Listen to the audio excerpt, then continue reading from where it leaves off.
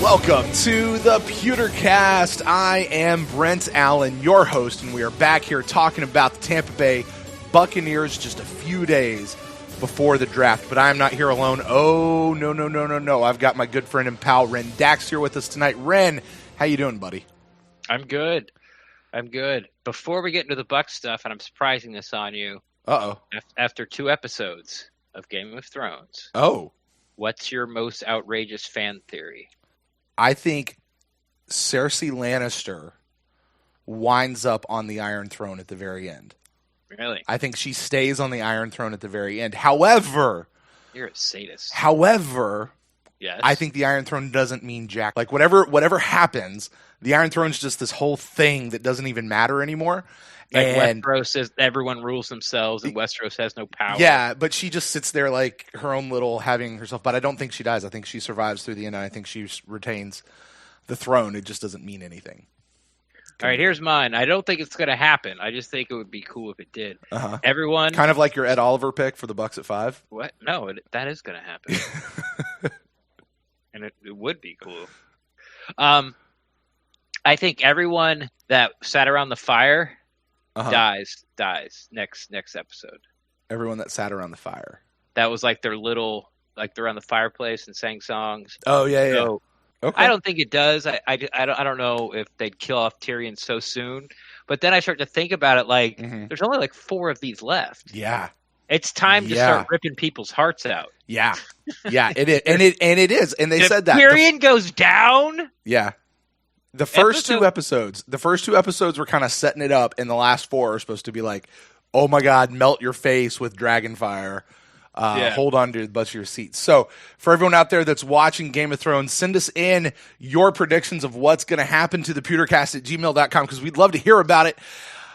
But you're right, Ren. You kind of threw that on me. I didn't know that was coming up. But so we've bored enough people about Game of Thrones. There you go. BA, the Night King, spoke The Night King. I like it. He did. And that's what we're here to talk about. Ren, everybody has just drilled this draft stuff into the ground. We're done with it. You and I have been talking for the last couple of days of how do we do a fun episode before the draft comes out that's not really about the draft? Like, what are we going to do? Well, opportunity presented itself, so we've got some stuff to talk about. It just does, doesn't it? It just does. We didn't have to come up with anything early weird. Days, like, what are we going to talk about next? Like, what are we going to talk about? Like, don't worry about it. Yeah, like, and just get on it and get it out. So that's what happened. So BA actually spoke. Now, we knew that he was. We had mentioned this actually in our last episode with Jason Light in that interview that we would get BA before the draft. We're really close to the draft. So the players they had... One more sleep. There, ooh. We have 2 more. We have 2, but by the time people listen to this, most people, yeah. Maybe some guys on the West Coast, the Night Owls, might get it. There we go. So that is happening, and there's less going. Of course, there's a little bit of draft talk in here, as you might expect, but a lot of it is just what's going on now. Ren, this was phase 2? This is OTAs. What? I'm not entirely sure what it is that they had. This isn't a mini camp. No, and it's not OTAs, I don't think. Yeah. It's voluntary. What it is, it's voluntary helmets, no hitting, but you can finally line up against the defense or the offense, however you look at it. It's like those early days of training camp. Yeah, no pads. Right. They run lots of individual drills, run some 7-on-7, run 11-on-11. Right. But, BA seems to think that this is going to be pretty beneficial. He seemed pretty high on it, and he made it sound like those guys were out there. He told us they weren't out there hitting, so there's only so much you can get. But, the way he was talking, it just, gosh, man, it makes you get pumped for football again. It really does, for good football. So we're going to go into that. And all those, but Ren, real quick, let's tell the folks out there, just kind of promo our upcoming draft shows that we have since it is upon us. And listen, we're going to kind of do this a little bit like we did last year, except we're going to be expanding this. And I don't want to say exactly all the names yet, just in case something goes wrong. But the plan is we're going to have people at the stadium during the draft. We're going to have people at I'm not sure what we're calling it now. The Bucs mob. The Bucs mob draft party, which will be happening at B-Dubs right down the street. And if we can get it, apparently there's a big pool party at the hotel that we're going to have somebody at. We're going to have somebody who's at the draft itself, who's going to be in there telling us what it's like there at the draft. Nashville. In Nashville, yeah, in Nashville. So that's going to be super cool. And then maybe, who knows where else, Buccaneer draft parties are happening around the country. But we're trying to basically, here's the idea. You know, like when you watch that New Year's Eve show and they're like, hey, let's go see what's happening at that party over there. And let's go see what's happening at that party over there. That's kind of the idea of how do Bucs fans as a whole celebrate the draft and what are we doing around there. So I'm super excited for the show. I think it should be a lot of fun. Might be a little bit of a challenging on the editing side, but it should be a fun listen. Yeah, it'll, like you said, that's a good way to put it. Like the New Year's Eve, sort of rockin' New Year's Eve night, except it'll be enjoyable. Rockin' New Year's Eve, they're like, hey, let's go over here, and you just see somebody sing, and it's like, let's go over here and see somebody else sing. It's like, I don't. It's not like, hey, let's go. We're going to New York now. Let's go to DC. Now let's go. Right. It's all right. Even better. Maybe it's more like what the original WrestleMania was supposed to be. Like you remember that where like they had it in New York and then they had it in LA and they had it in like Chicago, like all happening simultaneously. Yeah.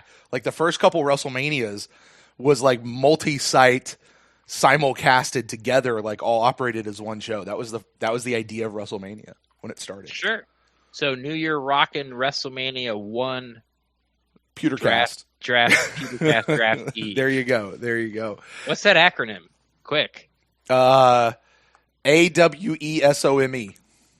Awesome. That's Hashtag what it is. It. There you Trend go. There you go. So we'll have that, and then following up, and Ren, I don't know that you're actually going to get to be a part of the follow-up episode, but the Super Ultra Mega Show is going to be coming back where we'll be going live. We're going to get several of our Buccaneers podcasting buddies, and we're all going to go live for a post-draft show. It should come out the week after the draft next week, and we'll go live with it on YouTube, and obviously the audio will be available on the podcast feed, not just ours, but anybody who's on the show. They will certainly be welcome to put it out there on their feed as well. So should be a fun time, lots of fun draft coverage here from the fan site, from the fan side of it. Taking a look at the draft. So should be a lot of fun. For that Super Show, I'll be in Italy. Yeah. So, depending on the time change and internet, I guess availability. Right. I really like to do it because especially if we're going live on YouTube, like I could, right. I could like sort of have the Coliseum over my shoulder. Right. Doing a Buccaneers podcast. Ren Big Pimpin'. On location, live from the Coliseum in Rome. Grazie, hey, mio amore. So anyway, all right. So that's the plans for the draft. But Ren, as you prefaced before we started talking about all of that, BA spoke to the media today. And so there's lots of things to actually pull out that he spoke for. It was almost 15 minutes, which is way longer. This was one of those outdoor deals that they had. Usually whenever Cutter would do that, that was a quick 3-4 minutes and he was out. But he spoke for 12 minutes and they let him go and he gave us lots of stuff. So why don't we just kind of run down through the list and pull out what we can pull out from his interview there. Let's do it. All right. First thing he just said, he comes out actually even before any questions, is he's pleased with the work ethic of the people there, which, not too surprising. I mean, you'd think these guys are professionals. They should go out and have a pretty good work ethic. But, he seemed to really be praising them. Like, we got a lot accomplished today. We really did some good stuff as we were coming out of here. So, so he had that. Yeah. Yeah, the biggest thing I really take from that, and you're right, that's exactly what he said. But, and you might get this to a little bit later, but they're throwing a lot of information at these guys on purpose to see who can, retain it and then process it and then implement it out there on the field as far because, like we said earlier, they're just in shirts and shells. They're just standard, there's no hitting, there's no contact. So from that point of view, I'm extremely happy because you know how I feel about the word communication. Right. Especially when it comes to the defense. It seems like at least they're off and running in that department. Nothing but aces so far after one whole day. Right. One whole day. And he did mention, he's like, listen, on several of the questions, he's like, listen, I'll know better by Thursday. I'll know better by the time we get through this. But after one day, this is kind of what it's feeling. So he goes in there. Now, the very first thing he did, they opened up questions. And you know what? Dadgummit, Bruce Arians did the very thing he said he wasn't going to do. He talked about who wasn't there. Yep. He did. Obviously, they asked him about Jordan McCoy, but they also asked about the other guys who weren't there. And I was trying to look it up, but I think it was Gerald McCoy, JPP, and Donovan Smith, I think, were the people who didn't there show were up. more. There were more. Maybe that was the veterans. I think those were the ones that I saw. But yeah, those three were definitely not there, but there was more. I'm not sure if like Shaq Barrett, I thought I saw on a tweet, wasn't there, but no one really cares except for Gerald McCoy. Right. Yeah. Right. Now the big thing. Now he said Gerald McCoy didn't call. He just didn't show up. The other two guys, or some of the other guys, called. They had pregnancy issues, I guess, wives or girlfriends or whatever, going through pregnancy stuff. So they were accused. He said, but Gerald. He said if Gerald wants to come around, it's up to him. And Bruce Arians was directly asked, did you ask Gerald to stay home? And he said no. In fact, he said, I don't know who the hell said that. Yeah, who said that? Rick Stroud. That's who said it. No one gave him up. Right. If I was in that scrum, I would have had a really hard time at least just not pointing. like that guy right there. He said it. He said, "Are you going to say something to him? Are you going to say something to him?" Right. It was him. Because it was Can him. you see me pointing? Right. Hey, wait. Start waving your hands. You see me? That guy. Right. So we talked about it because Rick Stroud, when last time we talked, we as in the Buccaneers fans, I guess, got to listen to Jason Light. The media got to talk to Jason Light. Rick Stroud posed the question as a fact, as in, hey, it's a fact that BA has told Gerald McCoy not to come in. And then there was a whole sort of like half day, maybe linked out to a day on Twitter about it. Like, well, hell, we had a whole half of a podcast about it. Yeah, you were very happy about that. Yeah. But so just to recap quickly, Rick Stroud, writer for the Tampa Bay Times, longtime beat writer, ultimate professional, newspaper guy, has been in contact with Gerald McCoy. So when he posed a question like that, like why has BA told Gerald McCoy not to be here, Jason Light, of course, I shouldn't say of course, Jason Light ended up saying, you'll have to ask BA about that. Well, today we had the chance and BA denied it twice. Yeah. Maybe even 3 times. So he said, in fact, it's up to Gerald if he wants to be here. He said, this is voluntary. He can be here. He doesn't have to. Yeah. But it's up to him if he wants to be here. He said he'd be welcomed with open arms. Yes. But the reason Gerald McCoy might have been asked to stay away is because if he's out there, and you heard Bruce Arians say it, like, hey, we cut the practice 5 plays early because we already pull a muscle. Right. Gerald McCoy pulls a muscle, and he doesn't get back, tears a hamstring, breaks an ankle, twists an ankle, tears a labrum, does something like that, and he's not healthy by week 1, they have to pay him. Yeah. And it goes against the salary cap. Yeah. And they can't afford that. Right. So it made a lot of sense hearing that, the Buccaneers as an organization, maybe BA specifically, told Gerald McCoy not to come. But now, dun, dun, dun, someone's lying. Right. Who's lying, Brent? Who's lying? Well, it's odd is you McCoy say that. lying? Is Stroud lying? Or is BA lying? Somebody's lying. Here's the thing. Based on a later conversation in this interview where they asked about who's lying, now in this case they were talking about the draft, but BA basically said everybody's lying. Nobody's telling the truth right now. And he's like, in fact, what makes it more fun is when you do tell the truth, people just look at you and go, you're lying. I don't know.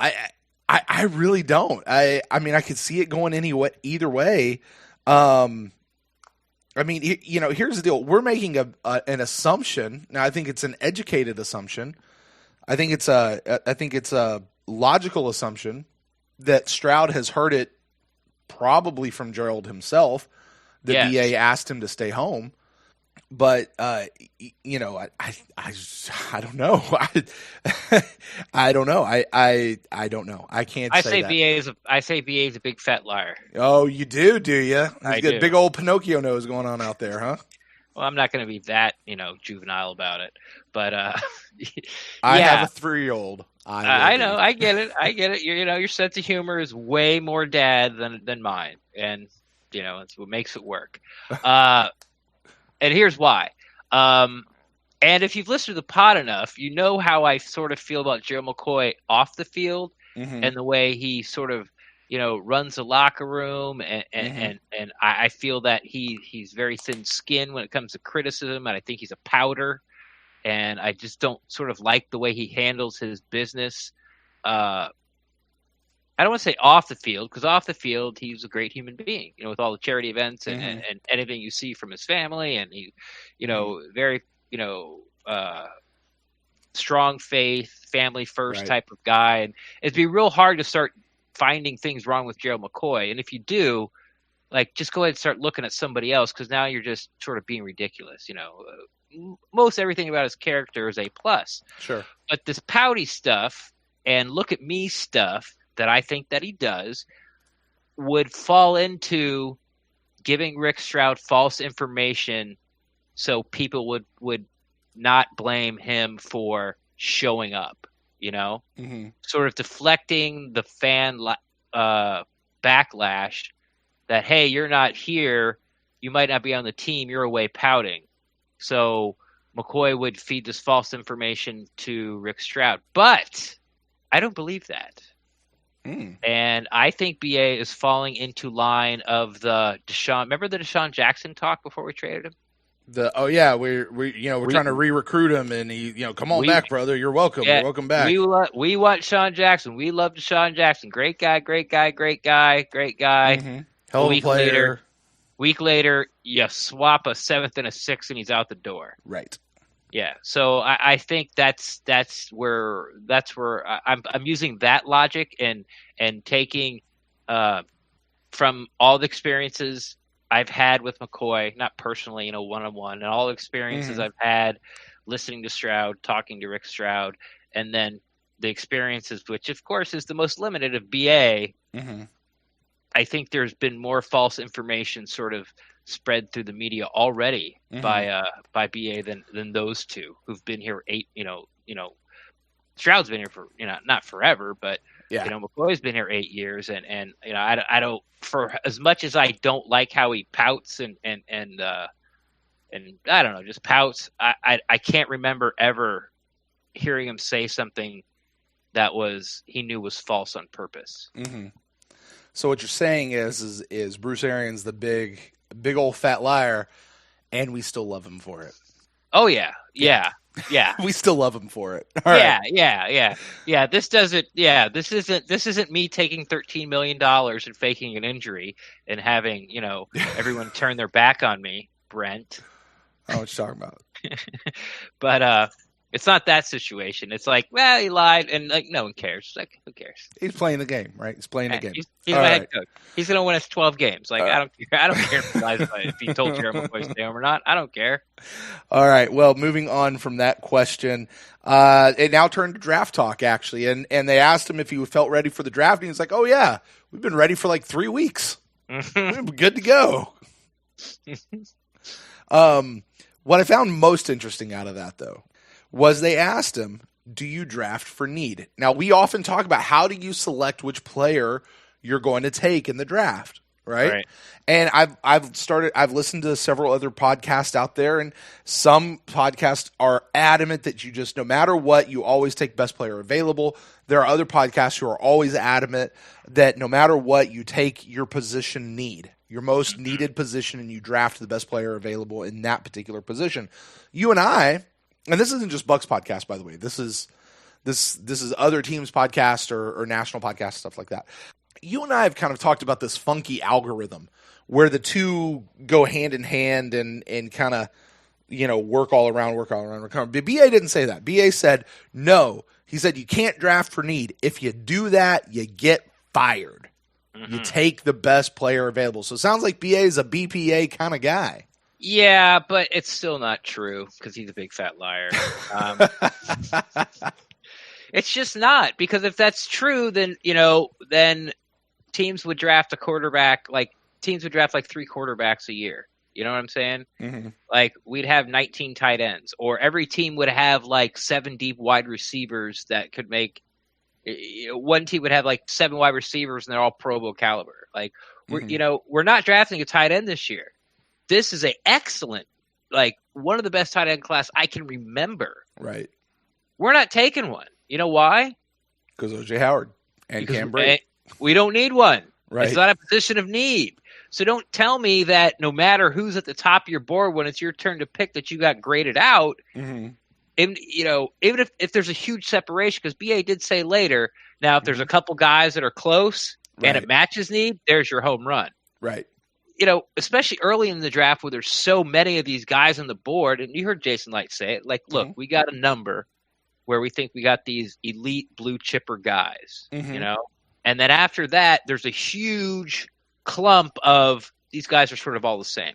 Mm-hmm. So in that huge clump, which we'll say second and third round, we won't go down as far as the fourth, but second and third round, that's where, hey, if there's this huge clump and it doesn't really matter, what are you drafting for? Mm-hmm. You're drafting for need. Well, to that, and kind of this is jumping way further in the interview, but it matches this conversation we're having right now.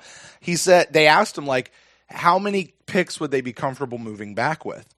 Yeah. And he kind of whiffled back and forth, and it sounded like at the end he landed at what he said was he thinks that there are 6 guys. He started with 5, and he's like, actually, I think there's 6 guys that are like once in a generation players.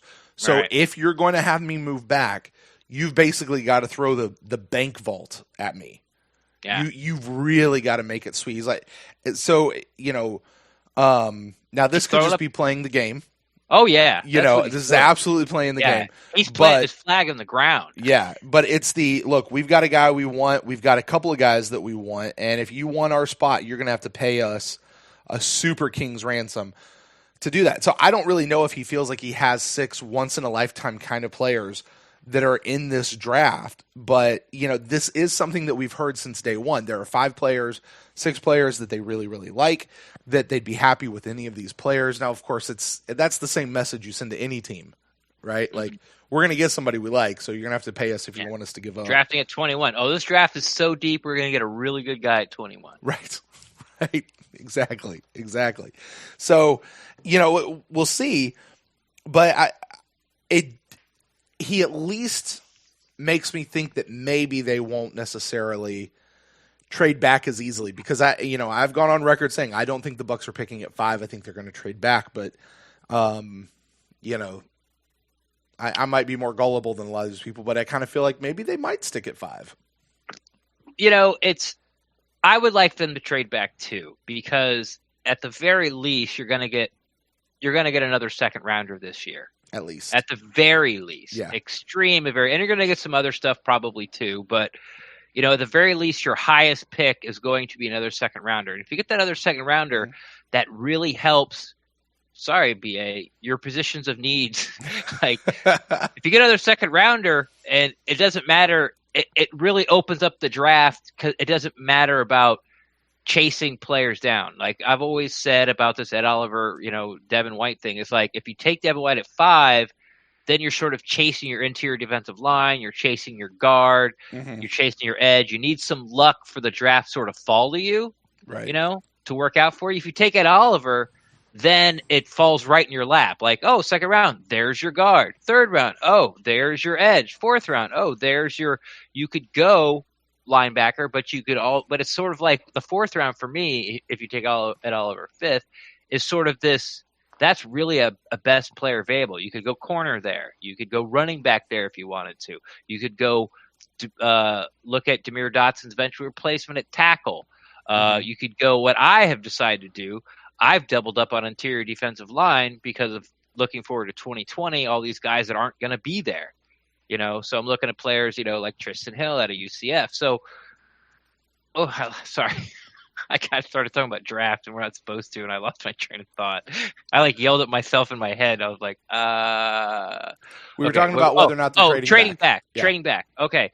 So, but if you trade back and you get that second, then even if you pick Devin White at 5 with that extra pick and it's extra high pick, then you can get your guard and your interior, or your guard and your edge in the second.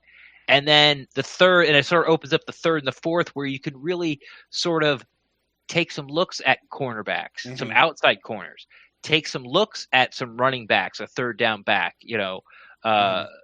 So I really like that idea. The problem is you can't really go back more than 2 or 3 spots. Right. Well, because then you're going to miss out on one of these 6 guys that you like. So, I mean, for the record, last year the Buccaneers were pick number 7? 7. And they traded back to pick number 12 or 11, somewhere around there. So they dropped 4 or 5 slots. And in return, they picked up 2 second-rounders. And then they swapped and then they did some other stuff later on down the draft. But in that trade, they picked up 2 second-rounders to go from 7 to 12. Now we're in 5 right now. And I know you said at the very least you're picking up 1 extra second round. I would think that you're picking up more, we got more than that last year for doing a lesser trade. So, I would be looking for more than that. Really for sure. For a lot more than and just they a will. second round. And we can just go back to what BA just said. He's like, look, we'll drop back, but I mean, you're gonna, and he's probably talking, next year's first and this year's second and some other stuff. Right. And you're taking Gerald McCoy off our hands. Yeah. All right, let's move on. All right, he comes out talking about actual practice. Look, Ren, we're actually talking about Buccaneers football. Woo-hoo!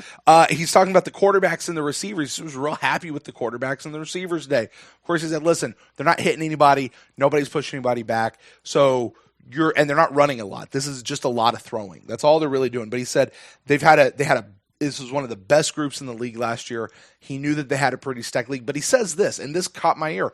He said, and the addition of Perriman has only helped. Which you and I have been somewhat critical of the Rashad Perriman addition, using $4 million of our dollars, very precious dollars, yes, exactly, to bring this guy in. A third of our free agency, right? Our cap space, to be what you and I both agree is at best our fourth, maybe fifth best option at receiving. Yeah, and that's not just at receiver. That's when you look at all the receiving options, including tight end, running backs, all that kind of stuff. Right. He's down the list, and so, but BA says that he's only helped improve that secondary or that wide receiver core. Well, he is, and a speed guy, and we're talking elite speed guy, Deshaun Jackson type, and a vertical offense really helps. That's why Jason Light went out and got Deshaun Jackson for Dirk Cutter. He runs a vertical passing game offense. And now Jason Light went out and got Perryman. Mm-hmm. So, I don't want to be of course he's talking him up, but, he's a new player on the offense. When you look at the offense, that's really the only thing I guess you could ask these guys, because everyone else is just sort of status quo. Mm-hmm. What are you going to ask about? Hey, how'd the right guard look out there and no pads and no contact? Right. Watford. Right. So they brought him up, and I think it'll be a fine signing. His hands have been suspect his whole career, and he's sort of injury prone, and a lot of these speed guys tend to be injury prone with soft tissue injuries, usually in the legs, obviously. We'll see. So about that, he came from the Browns.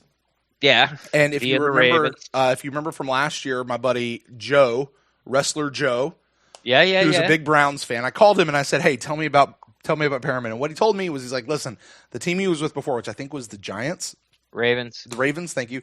He said he had a lot of trouble with drops and a lot of trouble with injury. He mentioned exactly what you just said. He's had a lot of that. He's like, but when he was with us, he never dropped a ball. And I think he was just there for one season. So, it's not one season does not mean that the guy has corrected all of his mistakes and all of his issues. But it does bode well. It does bode better. So, we'll see what happens. Maybe it just was the way Joe Flacco threw him the ball. Maybe. Just, oil and water. Yeah, there you go. Now, he did later say, talking about Jameis, he said he spoke real highly of Jameis, saying Jameis was doing really good. He was getting to his third and fourth reads really, really quickly. Are we talking about Wrestler Joe or BA? BA. We're now talking about BA. Yes, okay. Wrestler Joe was not at Bucs practice today to tell us firing questions at the new head coach. But in his Nacho Libre outfit. Right. But he did say that Jameis was getting to those third and fourth reads really quickly, and he noted, he's like, and not just that he got to the third or fourth read and made that throw, but when BA would go ask him, okay, now why did you get there? Jameis was able to walk him through, and he said he was moving really fast through those progressions, which is something that I don't know that we've necessarily seen a problem with Jameis as much as, because you think of how long it takes for some of these plays in Cutter's offense to develop. You got to give them the time, right? Right. But I don't know if Jameis just moves slower through his progression. I don't know if that's been a thing over the last 4 years. But he mentioned today. Talked about it once or twice, but it was never at the top of the list. Right? Yeah. Of all his problems, it's always been turnovers. Right. But he was able to, he was able to say, he was able to tell him why and explain the reasoning why he did it, not just, hey, he was open, so I threw it and it connected and we got lucky. Yeah, like, why'd you throw it to him? No one was covering him. Well, no one's covering anybody, Jameis. No, two things here. One, I don't think we're gonna hear a bad word out of Bruce Arians' mouth about Jameis Winston. That's fair. This season, I really don't. So, is there a warning with that? What do you mean? Like, as we go through this off season, and even into the season when we start hearing about practices and stuff, if we're not going to hear anything negative about Jameis from Bruce Arians, should we take everything he says about Jameis with a grain of salt? Yes. Well, I mean, you should believe what he says. I don't think he's going to tell you. I don't think he's going to go all big fat liar on us about Jameis, but he's not going to point out negative things to the media. Like they're working on, or what he doesn't like about that. Yeah. Okay. What about, here in this game and like, what does he need to work on? Or he's not going to say anything negative so the media can kind of glom onto it and write a bunch of stories and it becomes a narrative on social media. I think it's just going to be pro Jameis. I don't think he's going to lie about the things that he's excited about. He's just not going to talk about the things. And a lot of head coaches are like that, right. I mean, Cutter never really dumped on Jameis. You kind of felt that there was frustration there, right? Or maybe some disconnect about the way one felt comfortable playing and the way the other wanted him to play. But he never really. I can't really remember a thing where I guess he said Jameis wasn't very good a couple times, but it was like a 4 interception game in Cincinnati. Like, right. Jameis wasn't very good. Oh, thanks, coach. Right. He's coming off the stage like, we just weren't good today. Yep, Jameis wasn't good today. Nobody was good today. Shoot, I wasn't good today. There you go. That's it. Wow. Yeah. Nice. Right. If only I could get the cutter cadence down like Stroud does Gruden. So second, real quick, is that Jameis's football IQ has always sort of been off the charts, and this is BA's sort of first hands-on watching. This is the first time BA's watched Jameis throw in any sort of setting. Lobbing the ball. It's the first time 7-on-7s, 11-on-11s, and going up to Jameis and go, okay, you did make the right read there, and you made the completion. Tell me why you thought it was the right read. And it's not shocking that Jameis would be able to do that. It's exciting, about the most exciting thing we've heard for 4 months about Buccaneers football. But so I'm not shocked that BA had nothing but glowing reviews day one of voluntary minicamp. So speaking of glowing reviews, let's talk about one other person he gave a glowing review to, and then let's talk about whom he didn't mention at all, which read into it what you will. He said Jameis had a really good day. And on a couple of occasions, he said Blaine Gabbert, the new quarterback that they signed, who was with Bruce in Arizona, also as a backup quarterback, said that Blaine had a really good day. that, kind of the same thing. Like, they both had great days.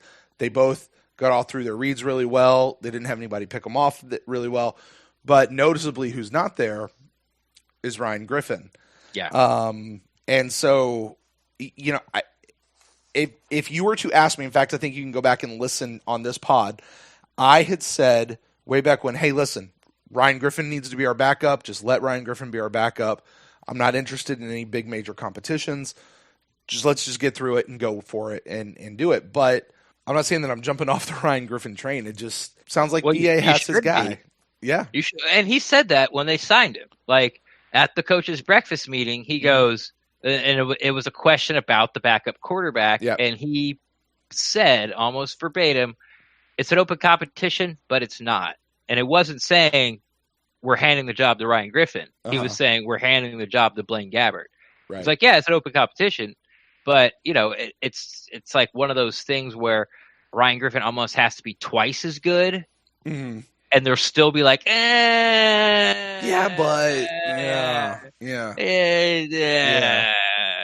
friends with Blaine's wife, so I don't. So we should. Well, anyway, it's too early to get we there. We should brace for the departure of RG4, our favorite perennial backup who's never taken a snap in the NFL. Is he a fourth? No, it's his number. Oh, that's right. That's right. Yeah. I knew there was some. You're right. Yeah, I knew there was some type of RG something. Yeah. RG4. Yes, got it. Yeah. Yeah, which is a little disappointing. I think like we've been talking about for 2 years. Right. Like, we like him. Let's get him out there. Of all the things Cutter did, that's probably Gunner. Ruined my boy's career. Whatever. Like, he's probably gonna hang around another couple years and make like $120,000 a year in pensions. Like, let's not start a GoFundMe for Ryan Griffin, right? Yeah, he'll be fine. Yeah. Plus, he's paying like $200 a month of rent. I guess he's not living. What if he's living? Because what is that situation? I don't keep up with it. I mean, Brake got the big contract. Hump. He said he wasn't building a house. Is he building a house? Yeah, Brake's building a big house. You've heard more than I have. I don't. That's about all I know. Yeah, I don't. If we ever get them on the show, we can ask them. But outside of that, I don't keep up with their living situations. Yeah. So tell me, Buck fans want to know. Right. Where are you living? Who are you living now, Ryan? Right. Brake got some money, so he's kicking you to the street. Your other homeboy Hump is not here. Anyway, of all the things that Cutter did, I think that's the one now that he's gone that disappoints me the most.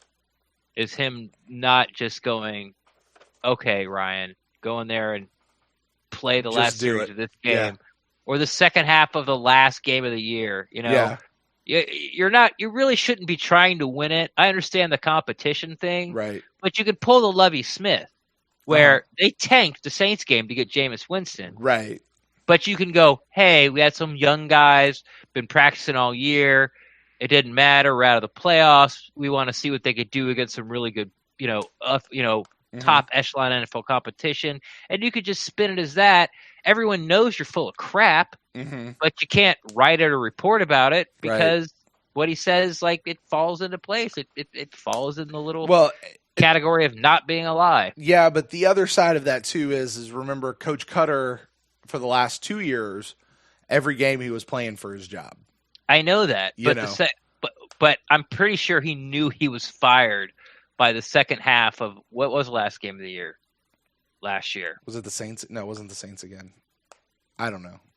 Yeah. Yeah, it was the Saints again, wasn't it? No. I feel like it was. Might have been. I don't know. I don't care. No, it wasn't, because we saw the Saints game with the guys from Real Bucs talking. Yeah. Like, who even cares? Like, exactly. Really, see, that's how much it didn't matter because this is where we are. And we lost that game. It was Atlanta. That's who it was. Okay. But anyway. Yeah. So so maybe we're reversing course on this show of saying, it's okay to lose at the end of the season and blah, blah, blah, blah, blah. But Momentum it's not. Doesn't carry, but it's not. But it's not. Yeah. It's not. Right. Momentum doesn't carry, but it's not okay to lose. But you have to spin a narrative where you have an excuse where you said, no, I wasn't tanking. But here's the thing, though. It's a legit excuse. You get to the second half, you've only got this guy here. Let's put him in and see what happens. And it doesn't, it's like that fourth preseason game at this point. It just is. It's like, it's like when you see those videos of the people that hit the home runs and blow their ACL out at the home plate, and the other team picks that person up and runs him around the bases for the home run. Like, just give it to him. Like he deserves to get an NFL snap, and I want it to be in a Buccaneers uniform. So anyway, yes, if you are an RG4 needs to be the backup fan, you're probably going to be disappointed come week 1. Yeah. Yeah. Now the question remains, though, and we would have covered this. We would have covered this, I think, at the coach's breakfast if we actually done that episode like we'd planned to. Are they going to carry 3 quarterbacks, or are they just going to carry the 2? Too early. It's too early to tell. All right, fair enough. All right, let's move on. Actually, still in that same conversation where he's talking about being happy with the quarterbacks and receivers. He said, "Man, we've got a good offense. They've got a lot of good things on offense. They scored a lot of points. Defensively," he said, his exact words were, "We got some pieces. We need more. We got some pieces." There's a translation. There's a couple of okay players. That's about it. Yeah. The biggest thing when they talked about defense, he only really mentioned one player specifically, was Justin Evans. Mm-hmm. And he's sort of injured right now. I believe Greg Allman asked the question about, the guys that are out injured right now, you see any of those as long-term? Mm-hmm. And he said no, but he immediately jumped. It's like, we really want to see Evans out there. So, okay, go ahead. Yeah, and this is why I think it is, because I have been very adamant about not taking a safety. Yeah. By saying that, hey, we need to see what Justin Evans looks like in this new defense, Todd Bowles' defense, put safety back on the board for me. Yeah.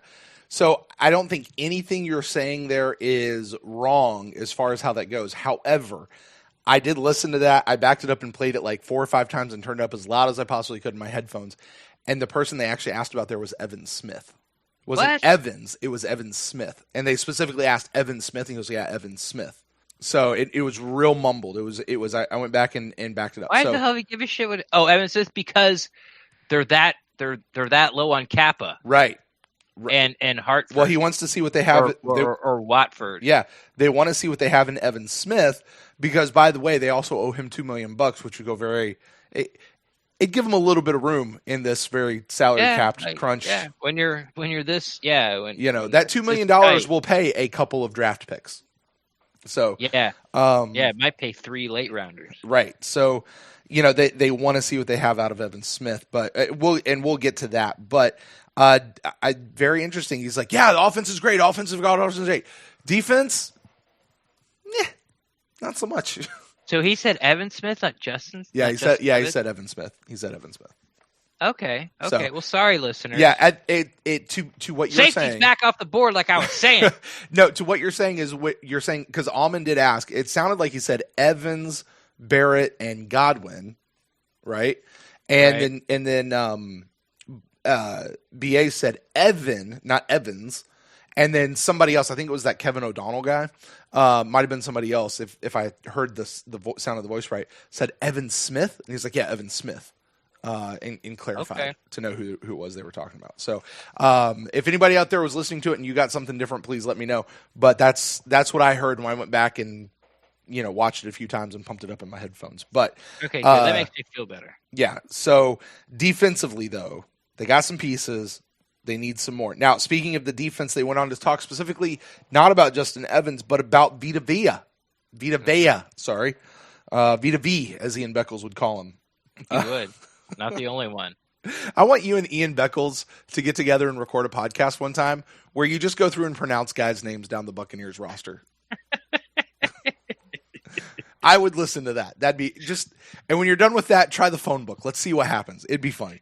You know what the best Buccaneers podcast, or at least I shouldn't say the best, the most entertaining Buccaneers podcast would be? The Pewtercast. I'm sorry, what?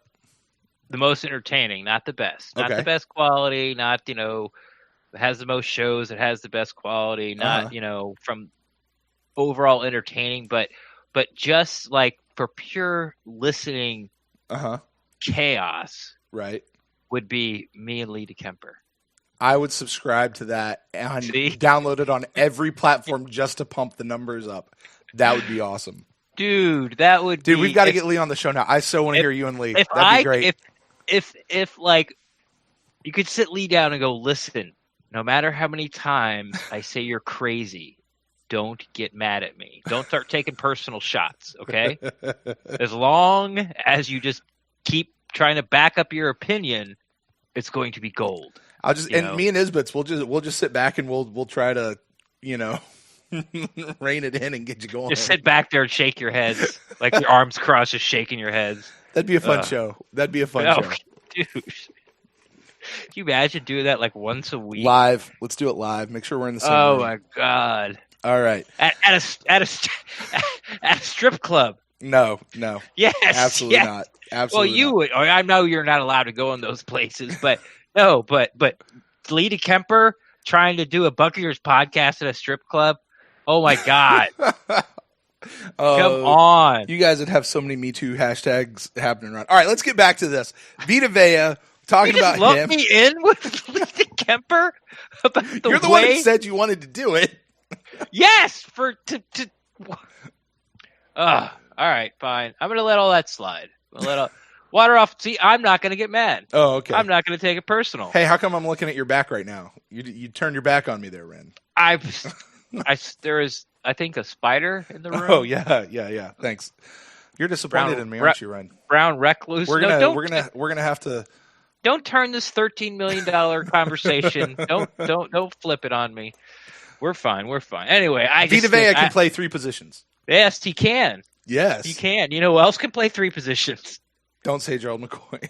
Ed Oliver. Oh, there you go. So anyway, yes. So Bruce Arians talked about Vita Vea. Mm-hmm. Talked about Vita Vea. Said he loves him because he can play 3 positions right across the middle: 5 tech, a 3 tech, and the nose tackle. He said a couple of times today he had to tell him whoa. And I love this. I love this. Ren, from a leadership position, we teach this in leadership stuff. I would rather tell a guy whoa than sick him. I'd rather have to tell you how to pull back rather than get you to go harder. It's an old leadership concept. I loved it. I loved everything about it. And I love hearing that about Vita Vea. Yeah, I think he's going to have a really good year this year. Mm-hmm. I if he really can be healthy, right? You put that little asterisk by everybody. Well, but yeah, every time you say something like that about how someone's year is going to go, even good or bad. Mm-hmm. Yes, of course, if they're healthy. But yeah, I'm really excited for him to, been through an NFL season, sort of figure it out, start to learn a little bit of the nuances, because I mean he's just so freakishly strong, and he's so close to the guy he's going up against, and he gets his hands on that guy like almost instantly. He can just put him where he wants to. So many times last year we saw him put the center into the quarterback's lap. Yeah. So and it's like he could have thrown him to the side, but he didn't want to waste that half a step. Right. I'll just keep, there's no resistance, so I might as well just keep, just put him right in the guy's lap. Right. And he said he comped him to Haloti, which that's not the first time I've ever heard that. Yeah. A lot of people talking about comping him to Haloti. So high praise coming there from BA for Vita Vea. All right. Talking about the secondary, though, on defense, where to kind of go back to that Justin Evans thing that you were talking about a few minutes ago, he says he thinks they're okay up front. They're on the defensive line. That was surprising. Yeah. Because I'm like, I want 4 defensive linemen in the first 5, like 5 draft picks. I want 4 defensive linemen in the first 4 draft picks. No, 3 in the first 4. And he's like, oh yeah, we're fine up front. Mm-hmm. But he said, the secondary, they're still filling it out. Who's going to play nickel? Who's going to play dime? Who's going to do X, Y, Z? And Rand, it's basically what you're saying. Somebody tags you in a post about what their mock draft is. Where's the nickel? Who's going to play that, right? I don't know. We're still trying to figure those pieces out. Hey, Ren, take a look at this draft. Right. Okay. Who's playing nickel? Mm-hmm. So you had that. Who's playing guard? So he said that. So filling out that secondary. Now, it's got me wondering, what are we thinking? Because if you look at that secondary, you got VH3 on one side, right? You've got Carlton Davis III on the other, right? So 2 threes on each side. You've got Justin Evans to see what's going to happen with him. You've also got Jordan Whitehead back there. We also have MJ Stewart lurking around back there somewhere, right? And you've got who else do we got? Talk about safeties or corners? No, both of them in that whole. Isaiah Johnson. Yeah, you got Isaiah Johnson. Did we re-sign Shaw? No. We re-signed somebody from last year. We picked up half as a cornerback. Got Ryan Smith. Oh, maybe, Javian Elliott. Yeah, you got right Ryan now, Smith. Javian Elliott's probably starting corner. There's like 5 safeties on this team right now. Yeah. So I say that to say, like, as he's talking about, that secondary is kind of still filling out, moving some pieces around, and they talked a little bit about youth and what that looks like. And it's like, well, hell, by the time they're in the third year, they're a veteran now. So, get a good player, but whatever. But, like, you're looking at it, you go, that secondary is real young. It's not full of undrafted. It's real young, and there's lots of early draft capital. There's a lot of draft capital, and draft capital, and he's still filling it out. He's still figuring that out. I think it's they're not sure what they have in any of them because how diametrically opposed Bowles' defense is to Mike Smith.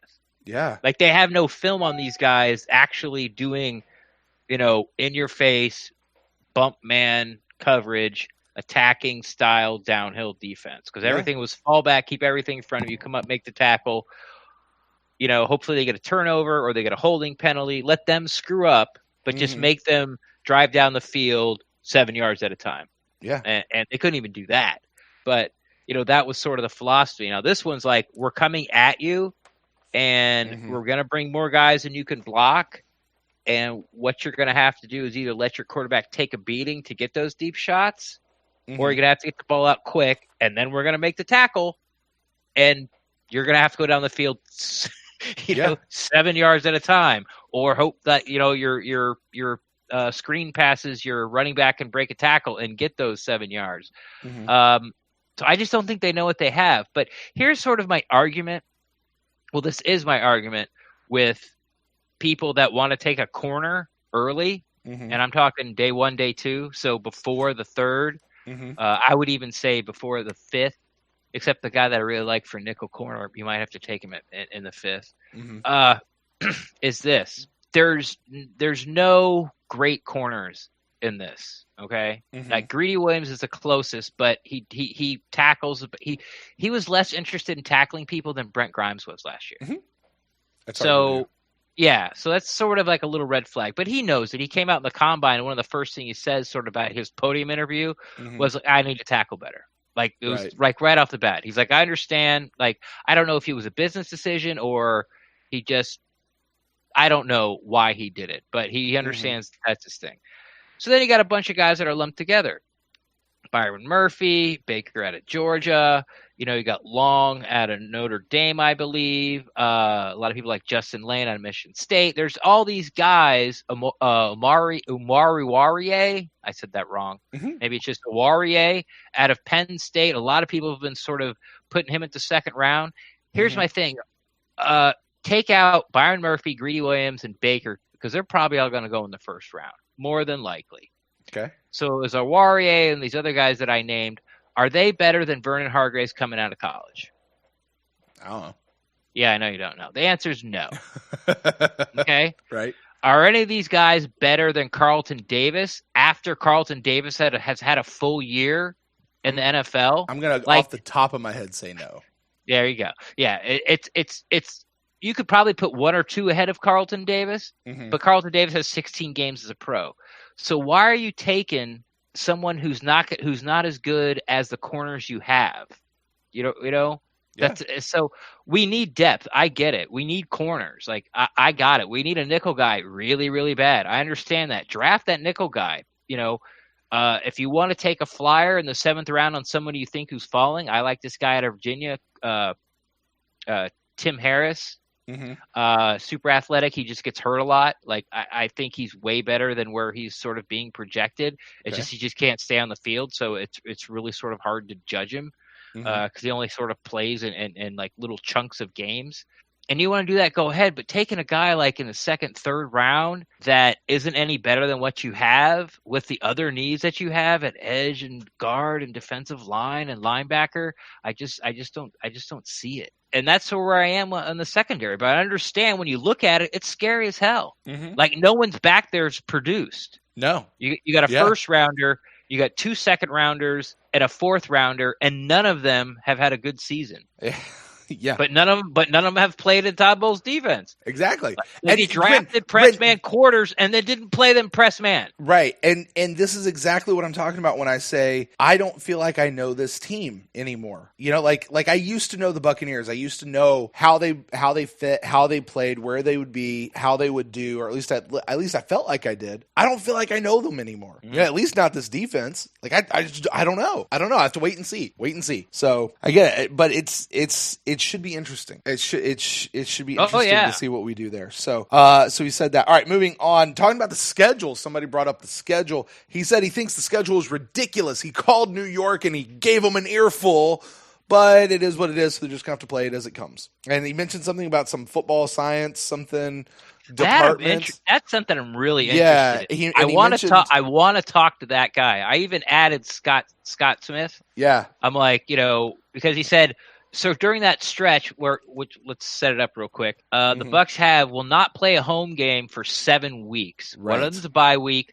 One of them is a quote unquote home game, but it's in London. So they will not play in ROJO stadiums for 7 straight weeks. Right. Besides Besides flying to London, they got to fly out for the West Coast twice. Right.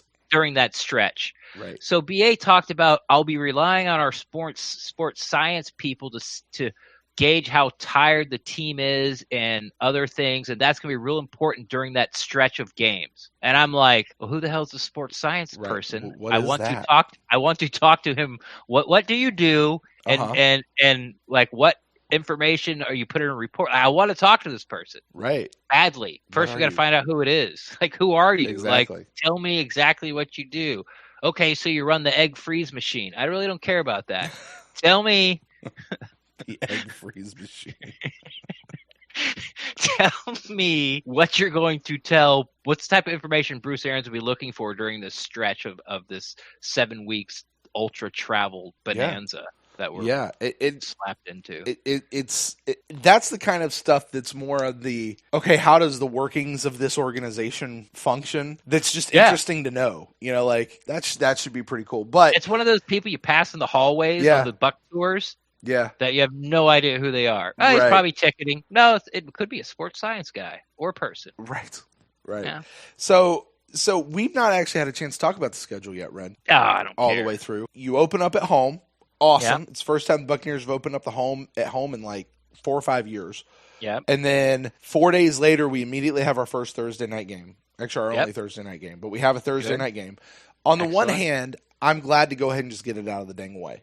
Yes. The team is still fresh at the beginning of the year. If we have to play a Thursday night and it's not coming directly after a bye week, which I think they should do it that way. I think that they should have a bye week and your first game back on a bye week is your Thursday night, and that should be how all the teams function. You think you should have a bye week and going into your Thursday night game or after your Thursday night game? Have a bye week going into your Thursday night game. That would ideally be it. I think that would solve all the the player issues, because the players don't love Thursday night games. Honestly, I don't love Thursday night games, except it just gives us another night of football. But I don't particularly. They usually are crappy football. They are. So, and nobody loves that 4-day turnaround. So give them the bye week. This is what comes out of your bye week is your Thursday night game. And then after that Thursday night game, you have that little mini bye week that they talk about afterwards, where you get that extra time. And then, you're back into it for the rest of your football. That's the way I think they should run Thursday nights. But so we go at home, we have a Thursday night, then we play at home, and then we are not back at ROJO for 7 weeks until November. Although we do have a quote unquote home game, but it'll be the one in London. So, and then, as you mentioned, the 2 West Coast games. So he says it's ridiculous, and it is what it is. But they got to play it. They got to play it as it comes. They'll just show up and play them anyway. But the league has often said, it's been touted they'd love to redo the Buccaneers schedule if they could. This is what I really think happened. Like, we had the algorithm machine make 53,000 different schedules, and this is the one. I think when, they were sort of finalizing and looking at it, this may sound really stupid, but I think they looked at it, and when they're looking at it and they saw the home game at Carolina, it just didn't click in their brain that it was in London. They're like, 2 games, home game, 2 games. Okay, that'll work. Because you're like flipping through all 32 of these and making sure, and that's sort of my thinking of like, this is the only way that could have gotten through. It's just an honest mistake where they just looked at the Carolina game and thought it was in Tampa Stadium. Right. But anyway, who cares? You got to play the games. Chip, use it as, like Bruce Arians says, a chip on your shoulder. But I do like there's a couple things I do like about the schedule. I like starting with San Francisco because Jimmy G might not be back from his ACL. Right. And I do like having and Carolina. Quan might not be back yet either. Yeah, Quan might not be back either. And I do like having Carolina early because, you know what?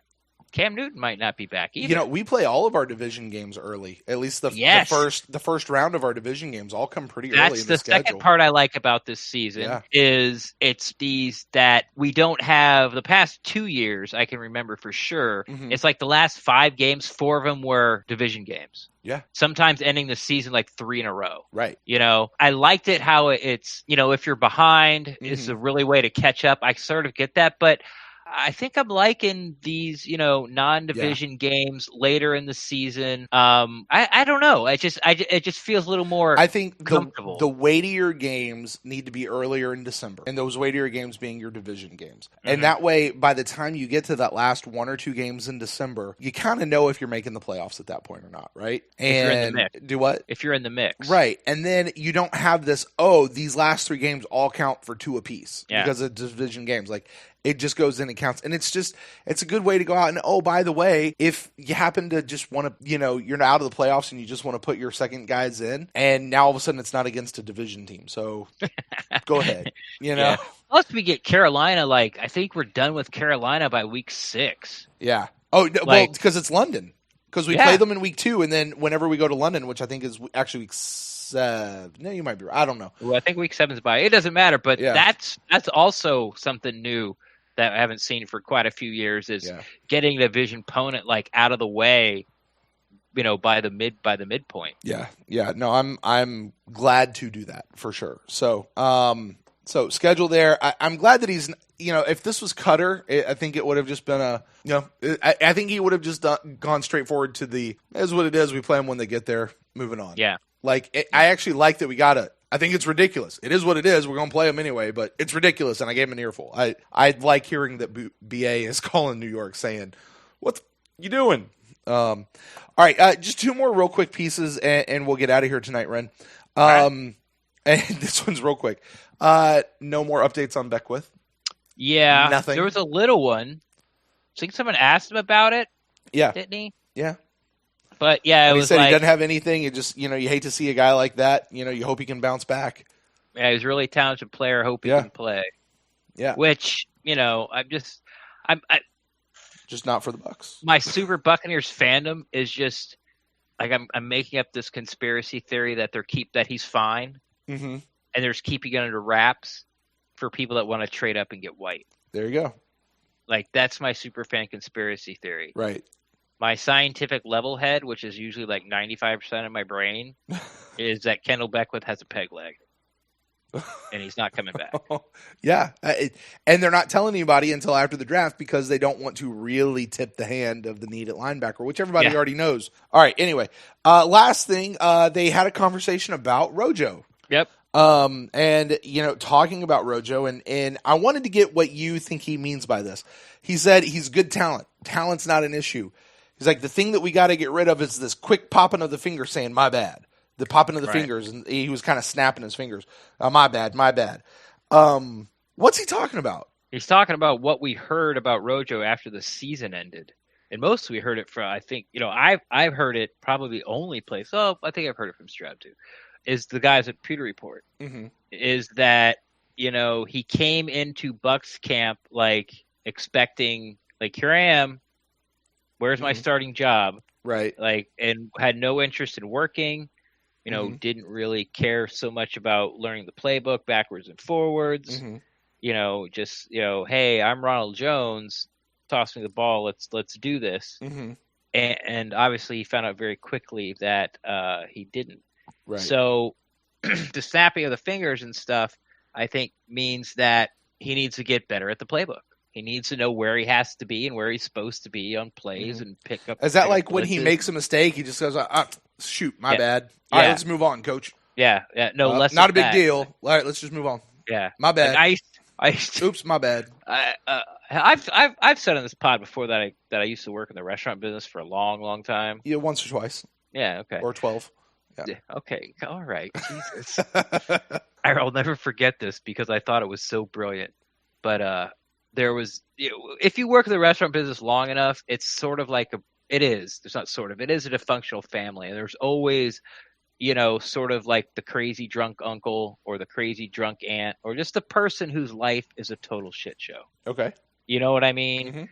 Like they're barely paying their bills. Like, they're late all the time. Like they're just, they don't have their crap together, to say the least. And I remember one time, at this particular place, it happened to be a girl who was, sort of the bottom of the rung of the bottom of the totem pole there, and she did something and apologized to the bartender, and the bartender turns around and looks at her and goes, do you ever get tired of saying you're sorry? And I think that's what Bruce Arians is saying to Ronald Jones. It's like you need, you go, all right, my bad. Like the my bads have to stop. There is no, you're my bad. That was last year, So that's where I wanted to go, because what I'm wondering, and there's no way that we'll ever know this. Okay. So this is going to be pure conjecture, but I'm wondering if a lot of that was a Cutter thing, because, I've said before that I think, and I suspect that the way Cutter ran his organization was, he expected everybody to just come in and be a professional. And if you go out and you just made a mistake, then he didn't really expect you to make a mistake. He expected you to learn from the mistake and move on. So he wouldn't berate you. He wouldn't talk down to you. He wouldn't do whatever. He just, all right, you're a professional. You know what you did wrong. Let's move on. Don't make that same mistake again. And so, I wonder if that was maybe something that developed with Cutter. It was all right, well, you made a mistake. That's cool. Just, don't go do it again. And, BA's not like that. BA's staff is not going to be like that. I think a little different way to look at it is that, and this may be totally unfair, but Cutter wasn't one who would sit you down and explain to you what you did wrong. Right. Like you said, it's like you sort of expect you to, as a professional football player, to figure it out yourself, or have your coaches do it, or, hey, I messed up. Okay, you're bad. Let's do it again. But Ronald Jones didn't get that, and I think that's a real reason why he didn't play. It's like Cutter had no time for him. If you didn't know the playbook, I have nothing to say to you. I have no time for you. I'm not gonna sort of sit you down and go, hey, look, I need you to do this, this, and this. Right. And then when we get there, I'll sit you down and get me. He wasn't the teacher that Bruce Arians is. Yeah. So that's kind of how I feel. Maybe that went, like I said, that might be a little unfair to Dirk Cutter, but it definitely seems that it's sort of all hands on deck to save Ronald Jones' professional career as a Buccaneer. Yeah. And I hate to say it, but I don't care if we save his career. Oh, I know this is weird coming from me, right? Look, if he can play, then great, be on the team. If he can't, then, second round pick or not, we got to get somebody in here who can. And we do. We have Peyton Barber. But even for that second spot. Right. And I feel you, but the problem I have with, as a fan saying that, I get that being frustrated. I mean, Gerald McCoy's an enigma to me. Just say his name. I'm just like, great guy. Blah, blah, blah. I'm not even sure what I really dislike about him. I'm not sure, right. But I definitely dislike him. But I don't really have a good reason to. So when you take that to Ronald Jones, you're like, I don't really like you've sort of given up on him and thrown him in the trash. Is that he was a second round pick, and it doesn't mean about he needs to play in front of this person or that person, But when your second round picks and your first round picks, your third round picks start to wash out, Yeah. that's when you start to have serious problems. That's when you start to, and it's not the Bucs, like the Bucs have been 10-6, but just think about how much better the Bucs would be if Hargraves was twice as good as he is. If Noah Spence was twice as if any of these guys sort of showed up for what they're supposed to be. Like last year's draft class, they'd get a bye. It's after 1 year, but if Beckwith didn't get hurt, we wouldn't have been having this White conversation. If Rojo played the way he did, or what they close to what they expected him to, we wouldn't be having running back conversations in the draft. We wouldn't be having cornerback conversations if Vernon Hargraves worked out as a number 11 pick. Sure. We wouldn't be going, what are we going to do at edge? What are we going to do at edge? If we knew Noah Spence was an 8 to 10 sack guy, and we'd seen it. As a stand-up outside guy. So I get what you're saying, that, it's disappointing and you're frustrated with him and you just kind of like, I'm just kind of done with you. But as a fan of the organization, of the team, of the name on the front, I think just a little too early.